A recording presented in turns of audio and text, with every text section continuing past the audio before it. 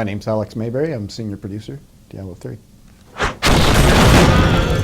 What sort of lessons carried over from World of Warcraft? They're two different games, really. The thing that we try to do and our own UI has gone through many iterations. So we're certainly, we talk to the World of Warcraft team. We look at what WoW is doing, but at the end of the day, we want to tailor our UI for our experience. And the big thing is that it's easy to understand, but it doesn't get in your way. And that's kind of a big rule for us, is we don't want anything to interfere with the gameplay. Diablo III is a very fast game, particularly when compared to WoW. So we want to avoid anything that causes frustration, that causes the player to stumble, that sort of takes them out of the action. So our UI has evolved continuously to meet those needs. I did notice too, the actual gameplay itself, it seems to be slightly slower than Diablo 2 though, because Diablo 2 you were really bowling through things very quickly and then backing all the stuff up. But it seems that Diablo 3 is more considered, you've got to have a more considered approach to the way it's structured. Would that be a fair comment? I think that would be a fair comment in the early stages of the game, but we also ramp up the action. As you get into later portions of the game, the action gets very intense. I noticed too that Deckard Cain obviously is back again, and also it was quite good to see Adria from the first game as well. Mm-hmm. Is it actually the same voice actor that's doing it all from sort of 15 years ago? I'm not certain if it's the same voice actor, honestly. We want everything to feel familiar.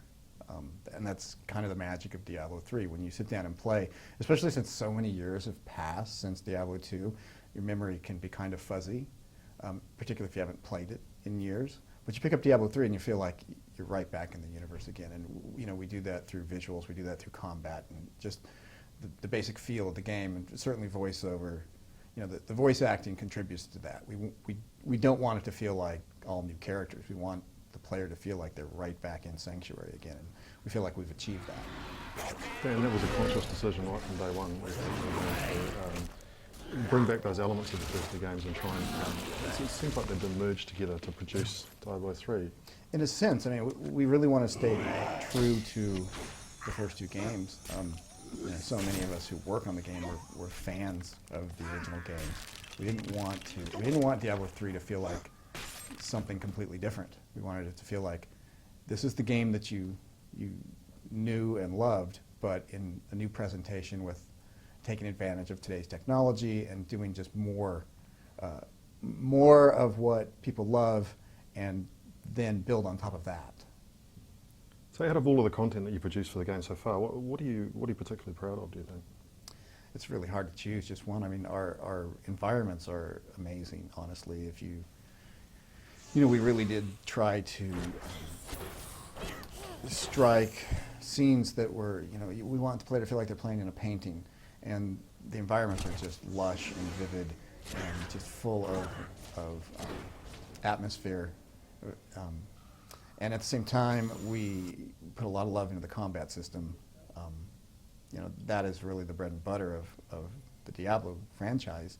So nailing combat and making it feel fluid and perfect has been a big goal of ours. So I'm very proud of that as well.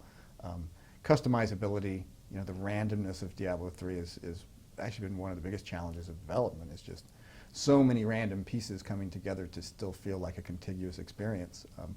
So we've had a lot of challenges there, but I really feel like the team has nailed those aspects of the game, and it's what makes it feel like you're right back home again. And that feeling is really important with this game. It's such an atmospheric game. What sort of inspiration, have you gone back to sort of classic art design, including these levels? What sort of inspiration has there been in the past? What things do you look at to get inspired about creating these environments? We look at everything. There's nothing we don't look at. We look at other games. We look at different forms of art, architecture, different movies. We're always pulling from everywhere. We see things we like, and we take those ideas and we build on them, and we put our own touches on them. And so we're always open-minded in terms of where we draw our inspiration, and the team has done a wonderful job in just sort of building on what came before Diablo 3 and instilling new life into it. So there's been a company-wide internal beta going on. What's some of the lessons that you've learned from that? It's a great question. I think we've got, once we go to our internal testing, we really have the game very close. So the best thing for us for those tests is to get the feedback from other people in the company who haven't had a chance to play the game. And that's usually where we will find that maybe our pacing isn't quite right. In fact, from our feedback, we discovered that there are places where the story was sort of, Diablo III is an action game, and it's fast, and you want to move through it. And we were finding places where the story was kind of causing the player to have to stop and sort of engage in the story. And we didn't want we want it to be about playing the game and not have the story stop that experience. So based on feedback, we went back through and did what we call a micro-pacing pass and just found all the areas where things weren't as fluid or as smooth and found ways to sort of consolidate what we were doing, tell the story as you play, not stop you from playing to listen to it. What have you been playing the most? What character are you having a great deal of fun with at the moment? It's funny because Diablo 1 and 2, I was total barbarian. That's all I would play. But for Diablo 3, I've been playing the wizard, which for me, I worked on WoW when I was a big mage player. So I went ahead and switched to the wizard, and I've been having just a great time playing the wizard. It was just a blast. Is that a literal blast, I suspect, with the electricity? Oh, yes, I love that. So it's a real area of effect. Mm-hmm. Mm-hmm. Yeah, oh, yeah. I mean, you're the traditional glass cannon, but I feel like you get even more of a sense of that in Diablo 3, just because we have so many enemies on the screen at one time, and it's fantastic to lay down a frost nova and then do a slow time bubble and then start blizzarding, and then as soon as you're starting to get mobbed, you can teleport out and just sort of lather, rinse, and repeat, and the next thing you know, it's just loot everywhere. So it's a good time. And that's something we have noticed too, just playing the beta again, is that there's a real necessity to switch between these skills and to utilise the power of all of these skills to proceed, far more so than it was in Diablo 2, because most people in Diablo 2, they built a character and started expanding his own spell pool and do it over and over. So that's really exciting that that's changed, but that must have presented a lot of trouble with balancing issues and so forth. Oh yes, and we're still balancing the game. It's not an easy game to balance, particularly when you factor in the randomization and just all of the customizability that you get with your characters, particularly with the rune system. But that's also part of the brilliance of it, because at a superficial level, it is very easy, and it's not hard to get into. Anybody who's never played the game can jump in and sort of instantly, oh, I get this, I know what to do. But then as you start to build your character and choose different skills and swap different runes in and out, you can really customize it for the way you like to play the game.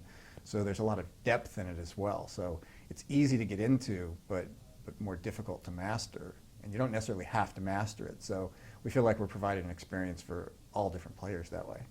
Now, everyone's going to be getting excited about the beta, and what we've seen so far is the first boss, the skeleton king, the origin. Are there any other bosses in the beta? It's the only one in the beta, yes. It's just kind of a sneak peek of the opening of the game. Fans too will be really impressed to see the likes of Lack Damon back again and that tie-in, because he always felt like he was underutilised in the first game. Right. I mean, we have Diablo 1 and Diablo 2 to draw from, and we're really trying to pay homage to those games and make sure that we tie back into what came previously, as well as advance the story. So we're very cognizant about what was done before Diablo 3. Do you think that it's likely that we will see a demo prior to the release of the retail game? Well, we're going to have a closed beta, but then past that we will likely go straight to the release.